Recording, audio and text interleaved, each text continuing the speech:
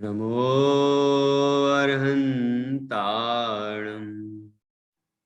नमो सिद्धाणं नमो वायरियाणं नमो वज्रायाणं नमो लोये सौवसाहुणम्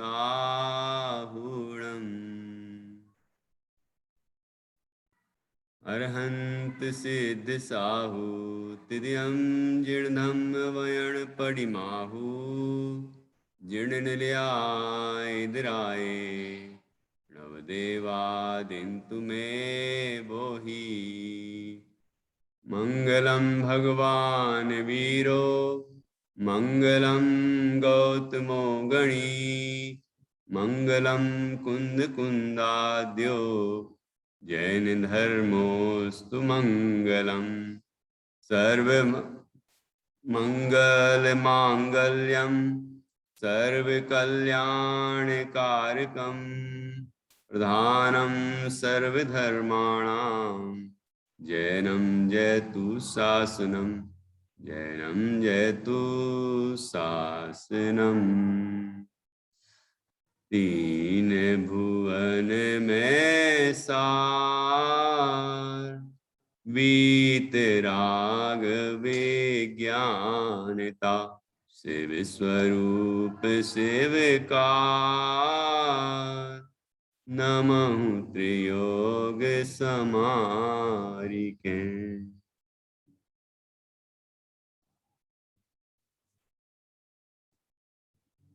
कविवर पंडित दौलत राम जी द्वारा रचित यह छेढ़ाला ग्रंथ है।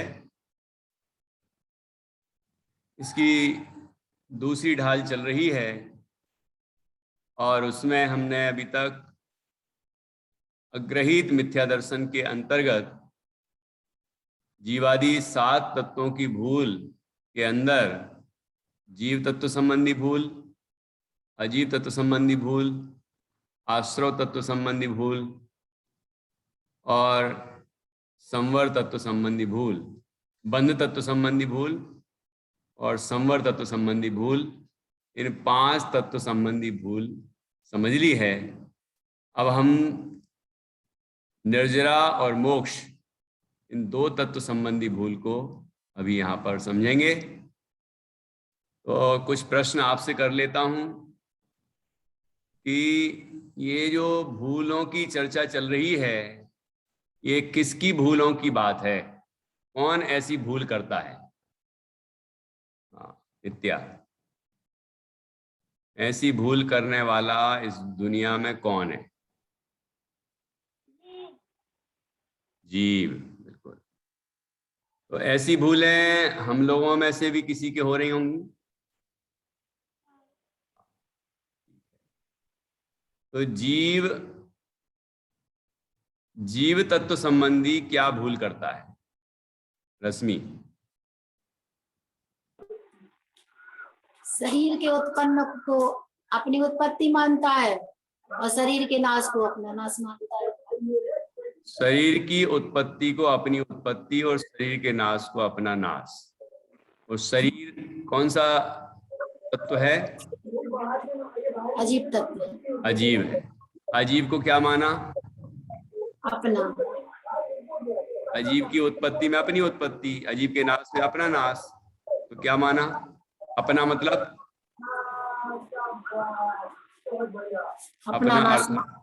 अपना अर्थात जीव का नाश। शरीर की उत्पत्ति में अजीव की उत्पत्ति में जीव की उत्पत्ति, अजीव के नाश में जीव का नाश माना। तो अजीव को क्या माना? जीव।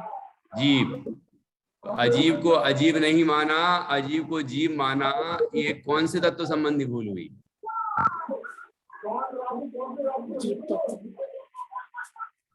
अरे अजीब को नहीं पहचाना ना, अजीब तत्व संबंधी। हाँ, अजीब जैसा है वैसा नहीं पहचाना, ये अजीब तत्व संबंधी भूल हुई।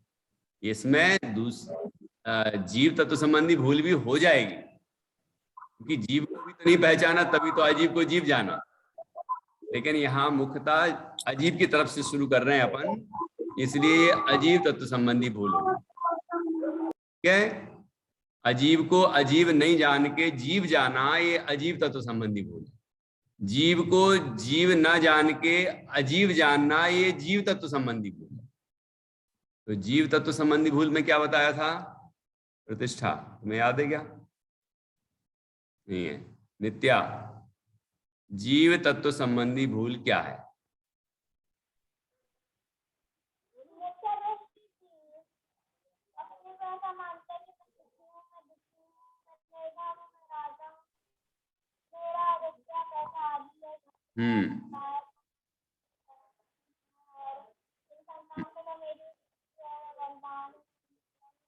ठीक है, ठीक है, तुमने चौथे छंद का अर्थ बोल दिया है ना? तो यहां पर ये बात आई, ताको न जान विपरीत मान, करी करे देह में निज पिछान। तो ताको न जान के पहले क्या क्या बताया था? जीव का स्वरूप बताया था कि चेतन को है उपयोग रूप, बिनमूरत चिन्मूरत अनूप, उद्गल नव धर्म अधर्म काल, इन ते न्यारी है जीव चाल। ताको न जान, जीव का जो स्वरूप है उसको नहीं जान। ठीक है, जीव के स्वरूप को नहीं जाना, और जीव को क्या जाना? करी करे देह में निज पहचान, इस शरीर को ही, शरीर में ही निज की पहचान की। जीव को जाना नहीं और अजीव को जीव जान लिया। ये जीव की जीव तत्व संबंधी भूल है। यहां शुरू किया हमने जीव से कि जीव को नहीं जाना, जीव को अजीव जान लिया, ये जीव तत्व संबंधी भूल। अजीब को नहीं जाना, अजीब को जीव जान लिया, ये अजीब तत्व संबंधी, ऐसा समझना। ठीक है, दोनों में बात तो वही आ रही है, दोनों में बात तो वही आ रही है कि देह को, देह अजीब है लेकिन इसने, हमने जाना जीव, देह को जीव जाना, जबकि है वो अजीब, है ना? बात तो यही आ रही है कि शरीर को अपना मानना, लेकिन दोनों कथन अलग अलग तरह से हैं। एक में जीव को ना जान के, जीव का स्वरूप नहीं जान के इस शरीर को जीव जाना। दूसरा, अजीब, शरीर का स्वरूप नहीं जान के शरीर को जीव जाना। मतलब दोनों एंगल अलग अलग हैं बोलने के। ठीक है ना? इस तरह ये जीव अजीब तत्व संबंधी भूलें हुई। अब आश्रव तत्व संबंधी भूल क्या करता है जीव? बोलो, कौन बोलेगा? आश्रव तत्व संबंधी क्या भूल करता है जीव?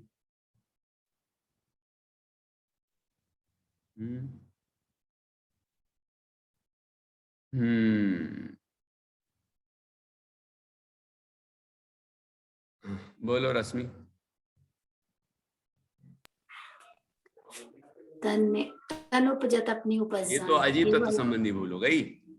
तन उपजत अपनी उपज जान, तन नसत आपको नासमान संबंधी भूल हुई। रागादि प्रगट ए दुख को सेवत गिनत चैन, ये आश्रव तत्व संबंधी भूल है। तो इसमें क्या बताया है? जो राग देश मोह आदि जो दुख देने वाले हैं, वो ये उनको सुख देने वाला मानता है। रागादि प्रगट ए दुख देन, तिनकी को सेवत गिनत चैन, चैन मतलब सुख है, दुख देने वाले मानता है सुख देने वाले। ये आश्रव तत्व संबंधी भूल। ये राग द्वेष क्रोध मान मायालो हम सबको उत्पन्न होते हैं ना, तो ये इनसे हम दुखी होते हैं, लेकिन ये जीव मानता है कि मैं इनसे सुखी हो रहा हूं। ये रागादि करके सुख मानता है। ठीक है, रागादि प्रगट ये दुख देन, तिन्ही को सेवत गिनत चैन, कि जो दुख देने वाले उनको सुख देने वाला माना। ये तो भूल हो गई ना, उल्टी मान्यता। दुख देने वाले को सुख देने वाला मानना और सुख देने वाले को दुख देने वाला मानना, ये भूल हुई ना। तो जीव की आश्रव तत्व संबंधी क्या भूल है कि आश्रव दुखकार घनेरे, आश्रव तो दुखदाई है, लेकिन मानता क्या है कि ये सुखदाई है, गिनत चैन, और उनमें सुख मान के उन्हीं रूप पर नमन करता रहता है। क्रोध मान माया लोभ आदि विकारी परिणाम रागादि भाव ही करता रहता है। यह जीव की आश्रव तत्व संबंधी भूल है। ठीक है, समझ में आया कि नहीं? अगली बार पता चलना चाहिए। नित्या इधर ध्यान दो, यहाँ ध्यान दो, उंगलियां मत गिनो, 5 ही हैं। कितने बार गिनोगी तो भी उतनी निकलेंगी। ठीक है, हाँ अब ध्यान दो इधर कि रागादि प्रगट ए दुख देन तिन्ही को सेवत गिनचन। ध्यान रखो, इसमें मूल पॉइंट पकड़ना है कि रागादि दुखदाई हैं, लेकिन मानता है कि ये सुखदाई हैं। यह आश्रव तत्व संबंधी भूल, और वही करता रहता है। जब देखो आश्रव मतलब राग द्वेष राग द्वेष राग द्वेष करता रहता है, तो यही आश्रव तत्व संबंधी भूल है। अब बंध तत्व संबंधी क्या भूल है जीव की? कि जितने भी बंधन हैं वो संसार के कारण हैं। जितने भी कर्म हैं सब संसार के कारण हैं, लेकिन उनमें से कोई को अच्छा मानता है और किसी को बुरा मानता है। वो किसको अच्छा मानता है, किसको बुरा मानता है? शुभ अशुभ बंध के फल मझार, रति अरति करे निज पद विसार। इसमें है बंध तत्व संबंधी भूल। ध्यान रखना है, इसको याद रखें। तो क्या बताया है, बोलो। नित्या बोलो, बंध तत्व संबंधी भूल क्या है?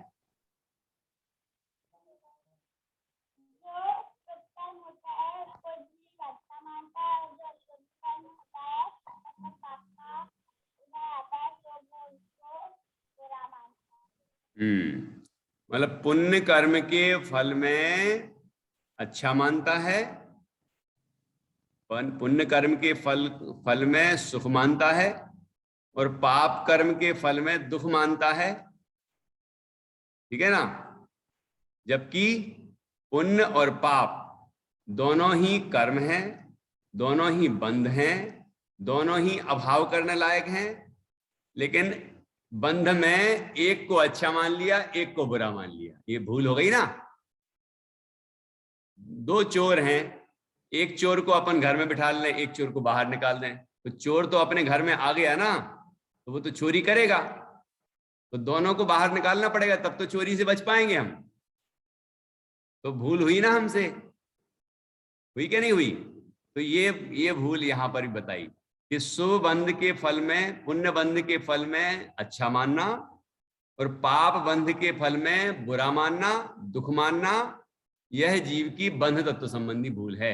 मतलब पुण्य के फल में सुख मानना और पाप के फल में दुख मानना, यह जीव की बंध तत्व संबंधी भूल है। ठीक है, समझ में आया कि नहीं? अब जो अभी बता नहीं रहे हैं उनसे भी पूछूंगा अभी थोड़ी देर बाद, ध्यान से सुनना। समझ में आया प्रतिष्ठा? हाँ, आगे संवर तत्व संबंधी क्या भूल है? संवर पंक्ति मैं बता देता हूं, आप भूल बता दो। आत्म के नहीं, आत्म हित हेतु विराग ज्ञान ते लखे आपको कष्टदान। ये जीव की संवर तत्व संबंधी भूल है। इसमें बताई है संवर तत्व संबंधी भूल। कौन बताएगा?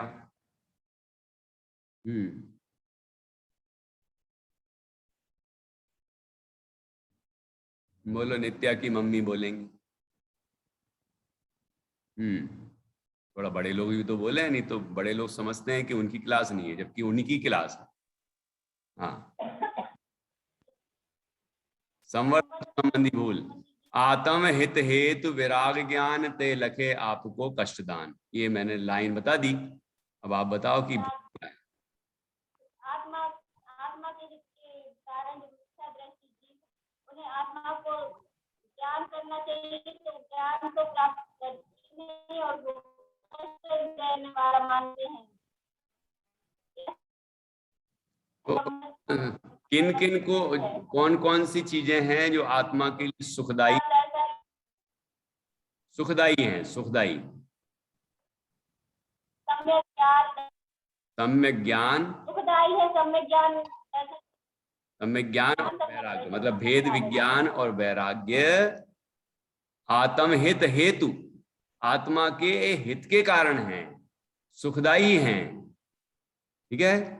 और लेकिन ये क्या मानता है जीव कि ये दुखदाई है। ध्यान से समझना, आप यदि ध्यान से सुनेंगे तो समझ में आ जाएगी बात कि जो सुखदाई है उसको दुखदाई मानता है, जो दुखदाई है उसे सुखदाई मानता है, यही तो भूल है। जो अपना है उसे पर मानता है, जो पर है वो उसे अपना मानता है। पर को स्व मानना, स्व को पर मानना, यही तो भूले हैं। भूल क्या, यही तो भूल है। और समझना कितना है, भूल सुधारने का तरीका कितना सा है कि स्व को स्व माने, पर को पर माने, सुखदाई को सुखदाई माने, दुखदाई को दुखदाई माने। दुखदाई है जो छोड़ने योग्य है वो छोड़ने योग्य माने, जो ग्रहण करने योग्य है उसको ग्रहण करने योग्य माने। भूल तो इतने से में दूर हो जाती है। जो जैसा है उसको वैसा ही मानना, वही तो भूल को दूर करने का उपाय है। भूल दूर करने का उपाय क्या है? जैसे कि नित्या की जो तपेली थी, मतलब गंजिया, उसके अंदर वो छिपकली चली गई थी, तो निकाली कैसे? कि गई नहीं थी, उसको भ्रम हो गया था कि मेरे पेट में छिपकली चली गई पानी के साथ, है ना, और वॉमिटिंग कराई तो उसमें एक नई छिपकली डाली है, तो उसे लगा निकल गई। वस्तुतः तो गई भी नहीं थी और निकली भी नहीं, गई भी नहीं निकली भी नहीं, लेकिन भ्रम हो गया था। तो यही भ्रम तो दूर करना है। भ्रम ही का नाम तो मिथ्यात्व है, और ये अनादिकाल से भ्रम हो रहा है। शरीर को आत्मा मानता है, आत्मा को आत्मा नहीं मानता है। जो सुखदाई तत्व हैं उनको सुखदाई नहीं मानता है, उनको दुखदाई मानता है। जो दुखदाई है उन्हें सुखदाई मानता है। यही तो भूल है। और भूल क्या है, समझ में आ रहा है कि नहीं? तो इस तरह यहां संवर तत्व संबंधी भूल बताई कि आत्मा के लिए सुखदाई दो चीजें हैं, भेद विज्ञान अर्थात सम्यक ज्ञान और वैराग्य। तो भेद विज्ञान और वैराग्य ये आत्मा को सुखदाई हैं, जीव को आनंद देने वाले हैं, लेकिन उनको ये जीव दुखदाई मानता है। ये लखे आपको कष्टदान, ये इसको दुखदाई मानता, कष्टदाई मानता है। यही जीव की संवर तत्व संबंधी भूल है। ठीक है, अब आगे बढ़ते हैं। अब आती है चर्चा निर्जरा तत्व संबंधी भूल, और उसके बाद मोक्ष तत्व संबंधी भूल। तो इसको हम समझते हैं। देखो,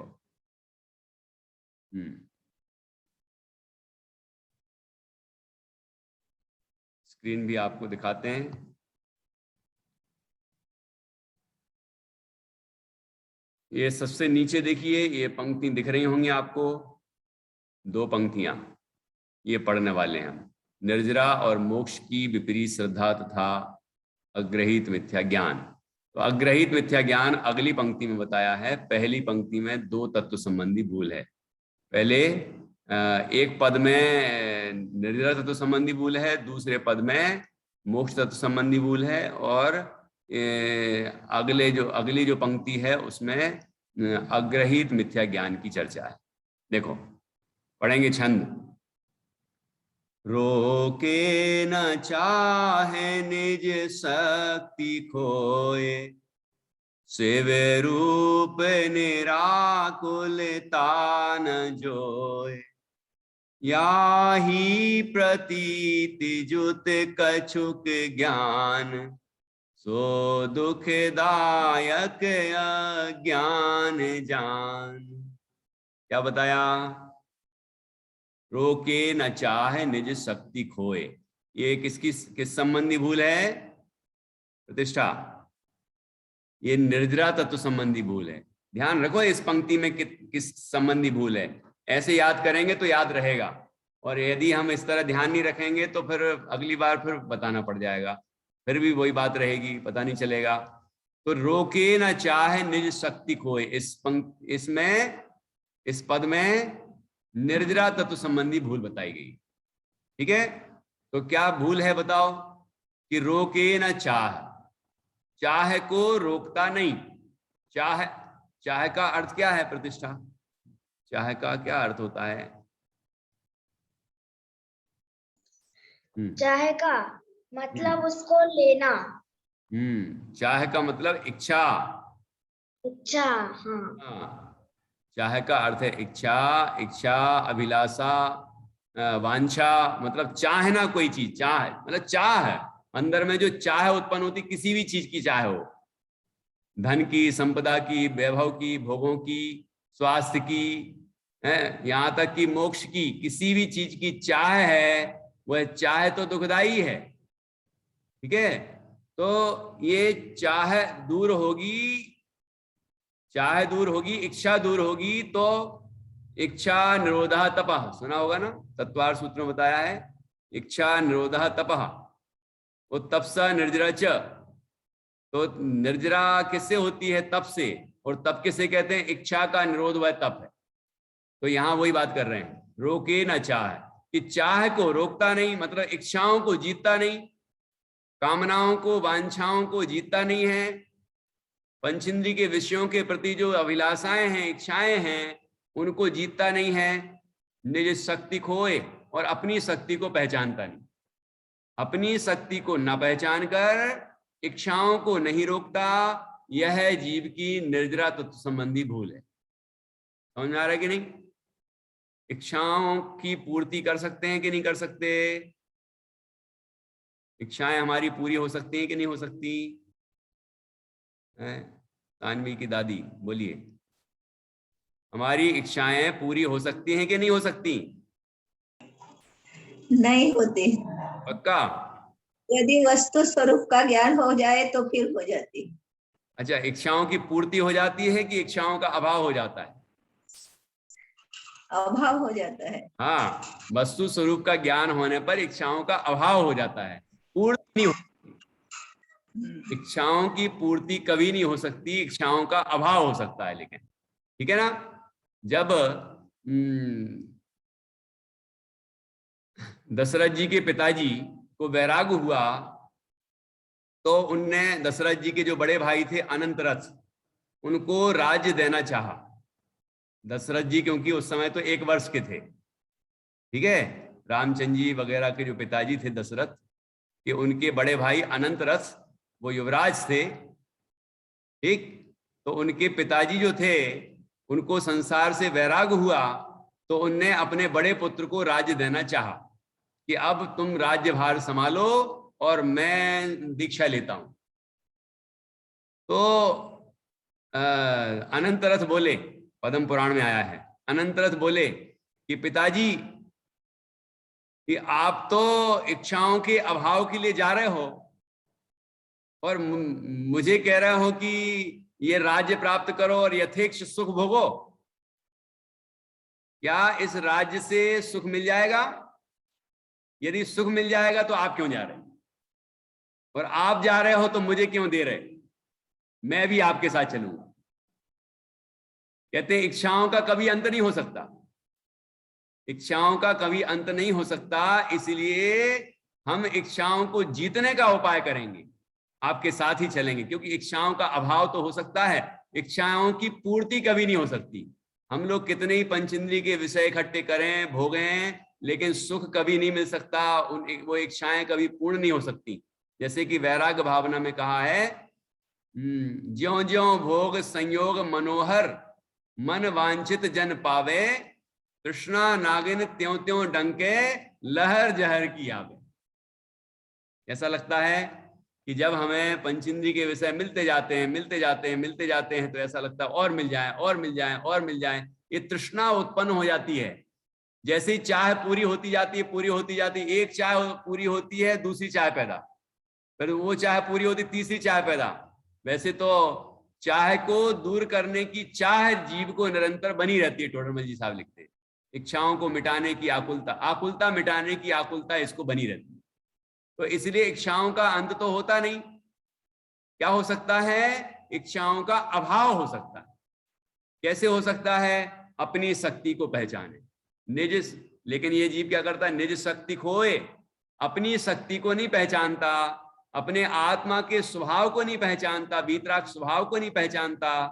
अपने को पहचान ले तो इच्छाएं पैदा ही ना हो, क्योंकि जीव को चाहिए सुख, और सुख खोजता है बाहर में, और वहां मिलता नहीं।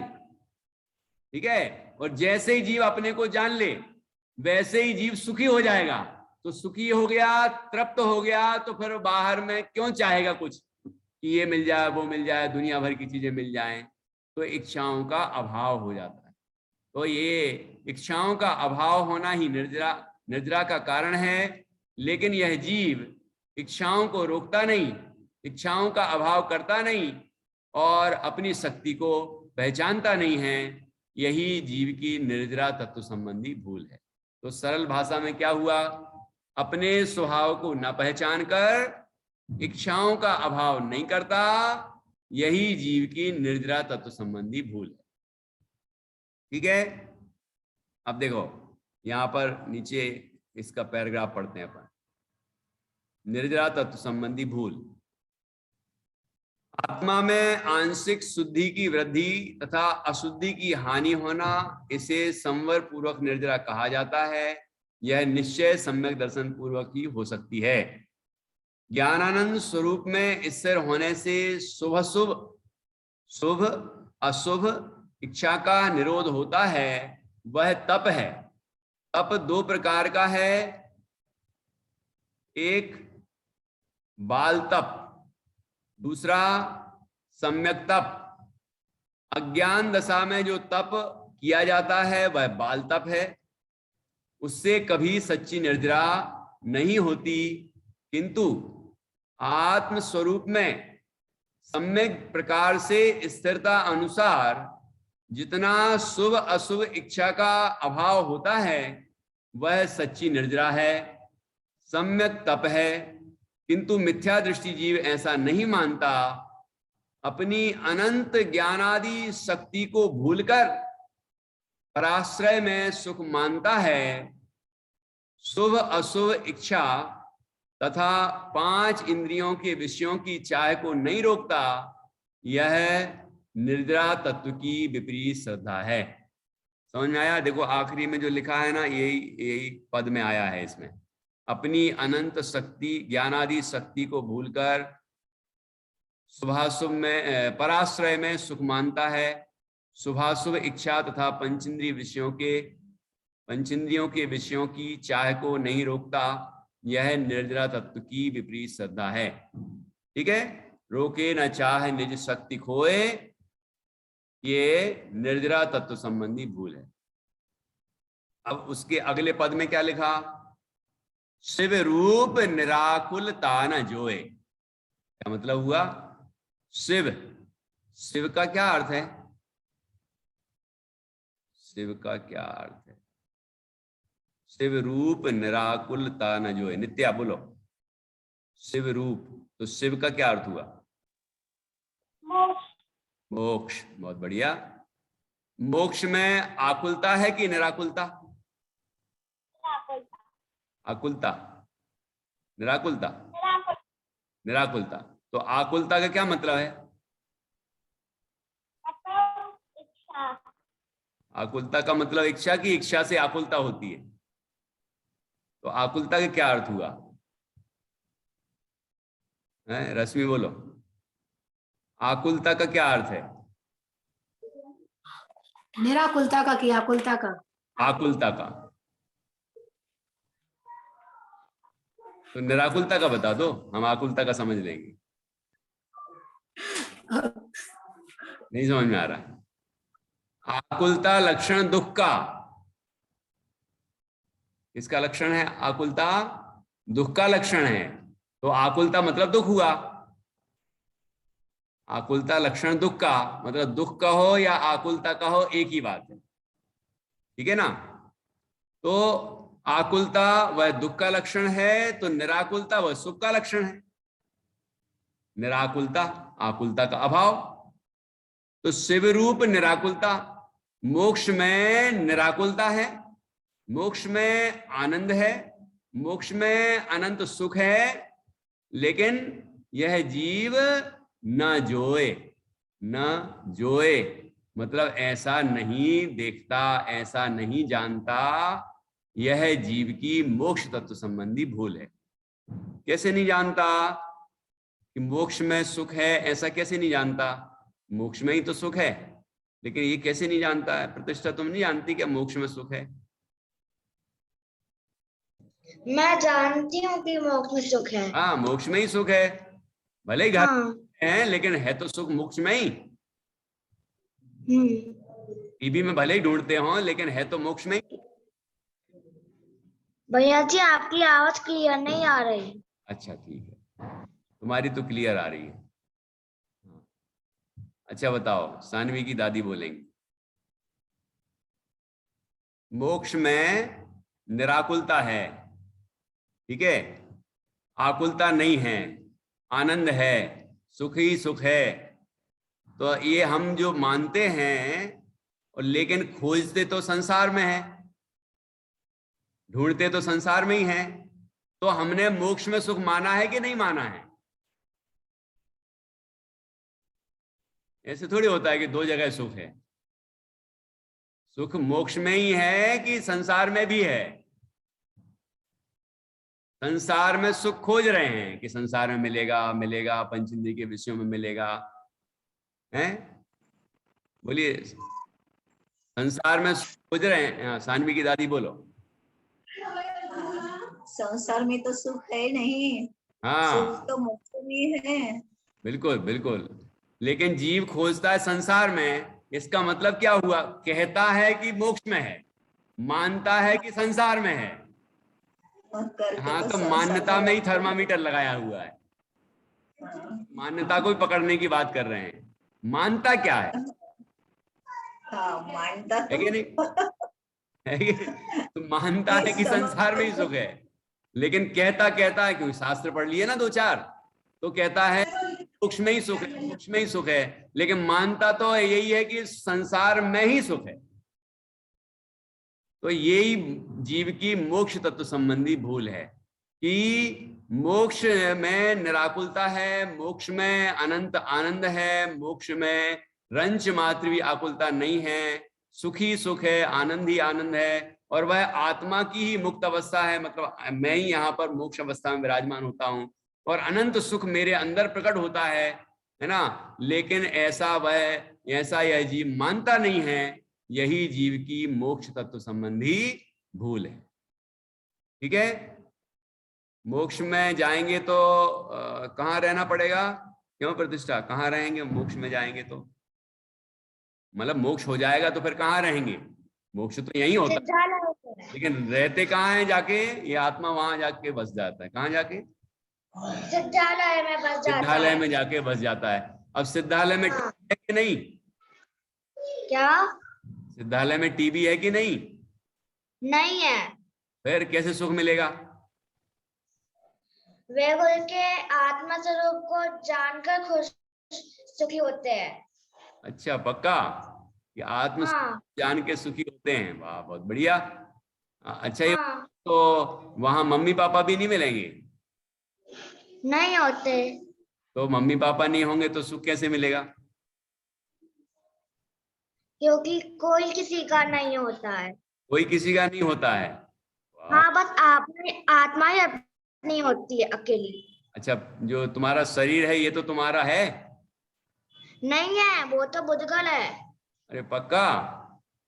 क्या, हाँ, तुमने तो तो सारे जीव है। जवाब दे दिए, बहुत बढ़िया। तो वहां पर ना शरीर है, ना कोई कर्म है, ना कोई संयोग है, ना पंचेंद्रिय के भोग हैं। तो प्रतिष्ठा ने बताया वो तो पर हैं, उनमें सुख है ही नहीं। मैं तो उनसे भिन्न आत्मा हूं, और आत्मा वहां है, मतलब आत्मा ही तो हम हैं, और आत्मा में हम लीन होंगे तो हमें सुख ही सुख मिलेगा, आनंद ही आनंद मिलेगा, कोई दुख होने वाला नहीं है, ठीक है ना। क्योंकि प्रतिष्ठा ने बताया कि टीवी में भी सुख नहीं है, घर में भी सुख नहीं है, पर में सुख है ही नहीं। सुख तो आत्मा में है, और आत्मा हम है वहां पर आत्मा हम ही तो विराजमान होंगे जाके। जिस जिस आत्मा का हम यहाँ ध्यान करके सुख पाएंगे, यही आत्मा तो वहां जाके विराजमान होगा, मतलब हम ही तो वहां जाके विराजमान होंगे। तो हम अपने में लीन होकर सुखी रहेंगे, ठीक है ना। तो इस तरह मोक्ष अवस्था में सुखी ही है, आनंद ही है, निराकुलता ही है, लेकिन यह जीव वहां निराकुलता नहीं मानता है। यही जीव की मोक्ष तत्व संबंधी भूल है। ख्याल में आया? आगे बढ़ें। देखो यहां इसका पहले भावार्थ पढ़ लेते हैं। मोक्ष तत्व संबंधी भूल का, मोक्ष तत्व की भूल। पूर्ण निराकुल आत्मिक सुख की प्राप्ति अर्थात जीव की संपूर्ण शुद्धता यह मोक्ष का स्वरूप है तथा वही सच्चा सुख है, किंतु अज्ञानी ऐसा नहीं मानता। यह मोक्ष तत्व संबंधी भूल है। क्या क्या मानता है वो भी लिखा है यहाँ पर। अन्य मत में जो मानते हैं ना, यहाँ लिखा है मोक्ष होने पर तेज में तेज मिल जाता है। क्या मानते हैं लोग? ये आत्मा ब्रह्म में लीन हो जाता है। ये ब्रह्म मतलब आत्मा में लीन हो जाता है, ये नहीं इसमें लीन हो जाता है, जाके वो ऊपर परम ब्रह्म है उसमें जाके लीन हो जाता है, अपना अस्तित्व खो देता है। तेज में तेज मिल जाता मतलब ब्रह्म, ऊपर जो ब्रह्म मानते हैं वो परम ब्रह्म, तो उसमें जाके मिल जाता है, ऐसा मानते। अपना अस्तित्व खो गया तो अपन को सुख कहाँ मिला? अपन तो खत्म हो गए, समझ में आएगी नहीं। और वहां शरीर क्या लिखा है?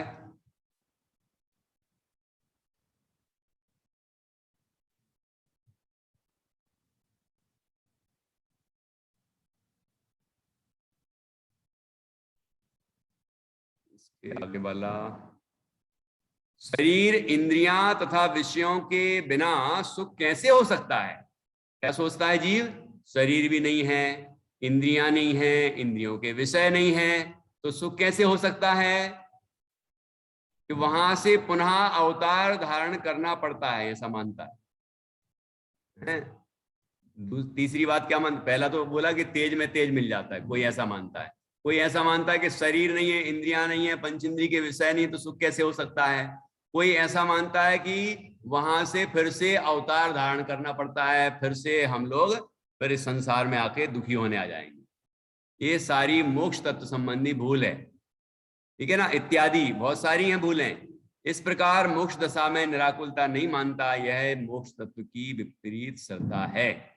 ठीक, अब इसके आगे बढ़ते हैं जिसमें बताया है ताको न जान विपरीत मान करी करे देह में निज पिछान।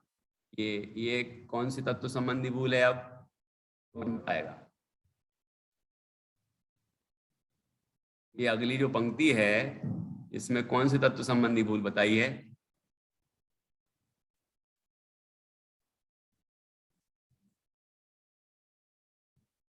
खड़े करो, कौन बताना चाहता है?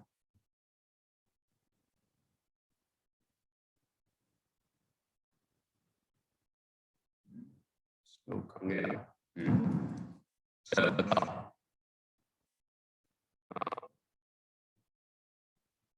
रश्मि बोलो।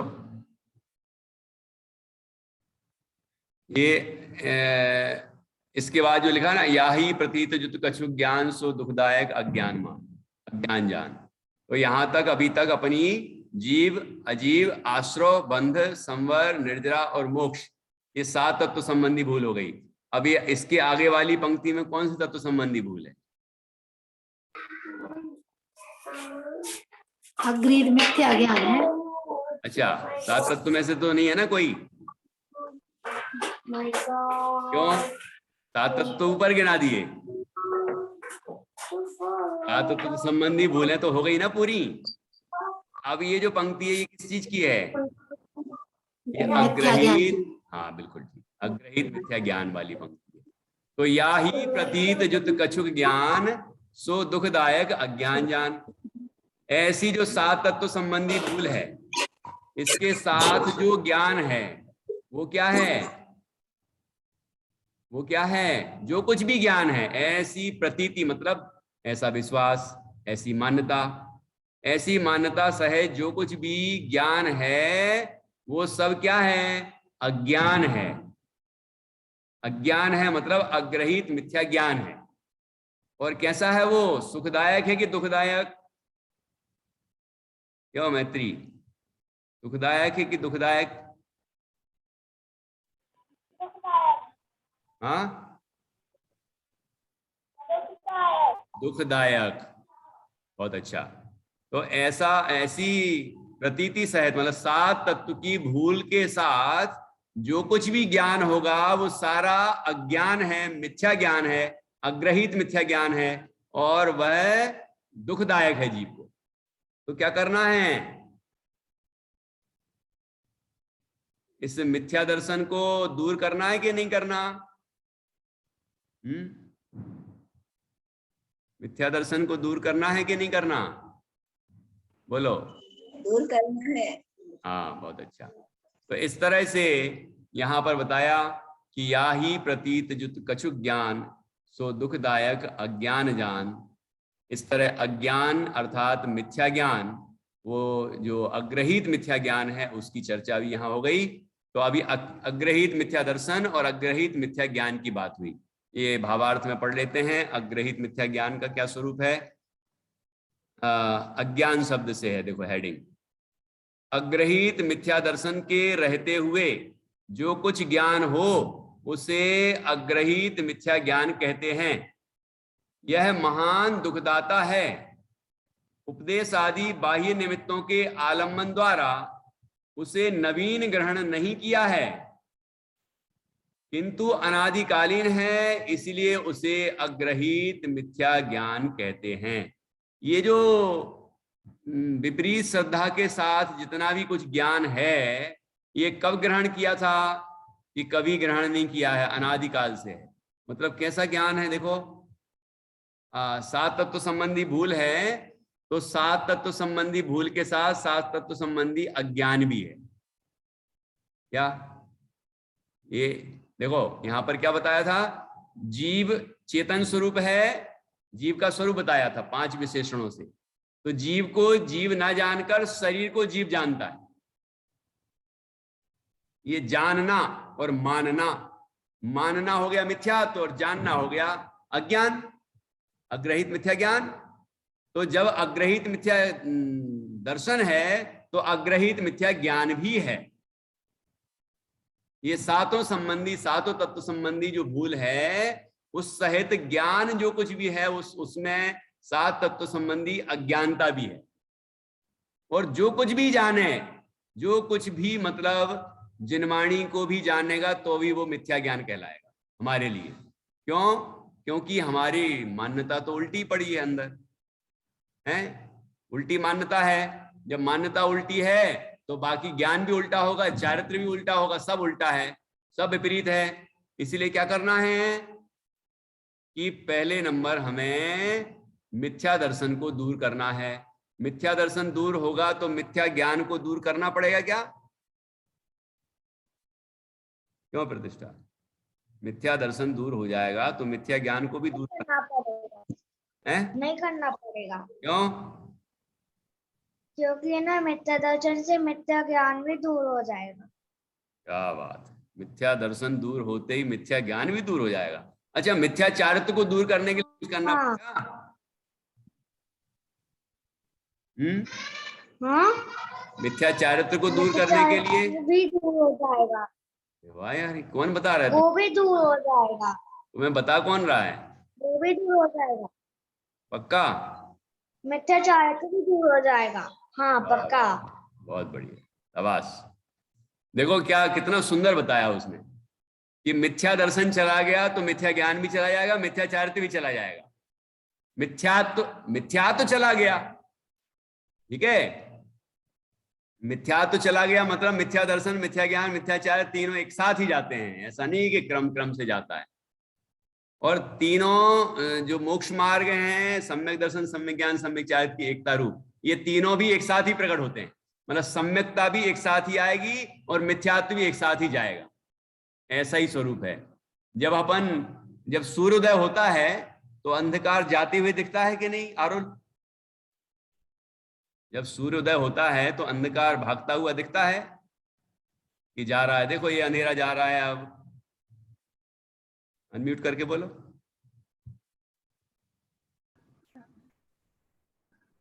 जब सूर्य का उदय होता है तो अंधकार जाता हुआ दिखता है कि नहीं? क्यों प्रतिष्ठा, तुम्हें तो दिखता होगा। हाँ दिखता है। पक्का? दिखता है। कैसे दिखता है? कैसे कैसे कैसे दिखता है? जैसे ही सूरज आता है वैसे ही जो अंधकार है वो चले जाता है। सूरज तो तुम्हें जाता हुआ दिखता है क्या? कि देखो ये प्रकाश आ रहा है और ये अंधकार जा रहा है, ये प्रकाश आ रहा है, ये अंधकार जा रहा है, ऐसा दिखता है? नहीं, छुप जाता है। चले नहीं जाता, मतलब रोशनी बढ़ जाती तो हमको दिखाई नहीं देता अंधकार। क्या मतलब हुआ इसका? इसका मतलब ये हुआ कि जैसे ही प्रकाश होता है वैसे ही अंधकार दूर हो जाता है। मतलब अंधकार पैदा ही नहीं होता, अंधकार समाप्त।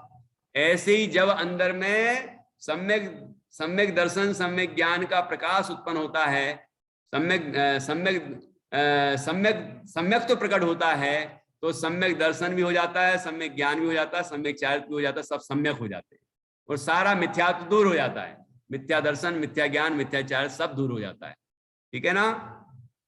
इस तरह बहुत अच्छा आप लोग सीख रहे हैं और इसी तरह और अच्छे से पढ़ते रहें, सीखते रहें। ठीक है, आज अपन ने 2 छंदों पर चर्चा की, 6वां और 7वां। ये 2 छंद आपको अच्छे से याद करने हैं। ठीक है, तो इसको एक बार पढ़ लेते हैं अपन। 2 छंद पढ़ेंगे, एक ही तो पढ़ा आज। एक ही में कितनी बातें आ गई? एक निर्जरा तत्व संबंधी भूल, एक मोक्ष तत्व संबंधी भूल और एक अग्रहित मिथ्या ज्ञान का स्वरूप। ये 3 बातें एक ही छंद में आई, मतलब आज अपन ने एक ही छंद पढ़ा। चलिए इस छंद को पढ़ते हैं। रोके न चाहे निज शक्ति खोए, शिव रूप निराकुल तान जोय, याही प्रतीति जुत कछुक ज्ञान, सो दुखदायक अज्ञान जान।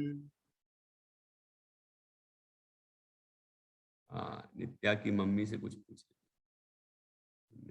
तो पूरा सुना है ध्यान से। तो बताइए, अग्रहित मिथ्या ज्ञान किसे कहते हैं?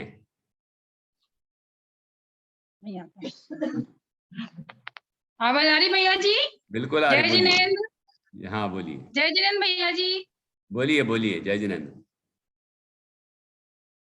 भैया जी, मैंने आपकी क्लास पूरी प्रॉपर सुन नहीं पाई है, थोड़ी थोड़ी सुन पाई है, काम कर रही हूँ। तो ये सुन लिया तो मैंने 7 तत्व का बताया ना आपने कि 7 तत्व के रोकने में कौन कौन मतलब अपने को बाधा उत्पन्न करते हैं, उसमें से पूछ लीजिए भैया जी। 7 तत्व के बारे में आपने बताया ना अभी। अच्छा ठीक है। जीव अजीव निर्जरा मोक्ष, जीव अजीव आश्रय बंध संबंध निर्जरा और मोक्ष के बारे में आपने जो बाधा उत्पन्न करते हैं उसमें से कुछ पूछ लीजिए भैया जी। अच्छा ये बताओ कि मोक्ष में सुख है कि दुख है? मोक्ष में सुख है भैया जी। लेकिन आप तो मानती हैं कि दुख है।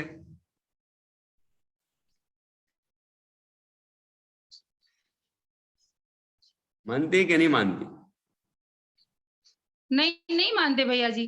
तो ठीक है, बहुत अच्छा।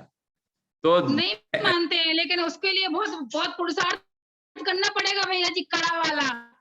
ठीक है, बढ़िया। कड़ा पुरुषार्थ करना पड़ेगा तब ये फल मिलेगा। ये तो सबसे अनमोल रतन फल है। बिल्कुल, बहुत अच्छा। तो अगली बार से पूरा सुने, ध्यान से सुने। अभी तो ऐसा टाइम नहीं था कि अपन को दूसरे काम करना पड़े, तो काम से अपन पहले निवृत्त हो जाएं और फिर ध्यान से सुने और फिर काम करें। संसार काम तो लगा ही रहेगा, लेकिन ध्यान से सुनेंगे तो ये जो विद्या है, ये अध्यात्म की विद्या हम अच्छे से सीख पाएंगे। चलिए बहुत बढ़िया। अब जिनवाणी स्तुति संक्षेप में करेंगे। निज निधि निज में बताई, यह अनंत उपकार है, उसके लिए जिनवाणी माँ को वंदना 7 बार है, वंदना 7 बार है।